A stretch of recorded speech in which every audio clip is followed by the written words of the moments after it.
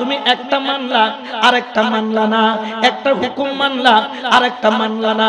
নামাজ পড়লা আল্লাহ হুকুম করলো, রোজা রাখলা আল্লাহ হুকুম করলো, হজ করলা আল্লাহ হুকুম করলো, যাকাত দিলা আল্লাহ হুকুম করলো, কিন্তু ওলি আল্লাহর দরবারে যাওয়ার জন্য তো আল্লাহ হুকুম দিল, তুমি কেন মানলা না?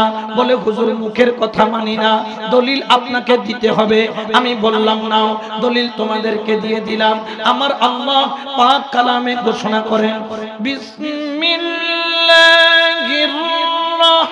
রাহমানির রাহিম, ইয়া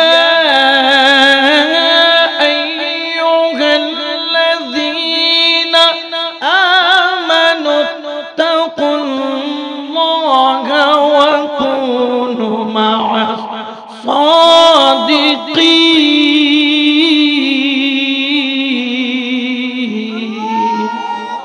এটা হুকুম কার? এটা কালাম কার? এটা বাণী কার? আমার আল্লাহ বললেন, ও আমার বান্দারা, হে ঈমানদারগণ, হে মুমিনগণ, তোমরা আমি আল্লাহকে ভয় করো। ওয়া কুনু মা'আস সাদিকিন, তোমরা বলি আল্লাহর সঙ্গী হয়ে যাও। উচ্চ আওয়াজে বলেন না সুবহানাল্লাহ।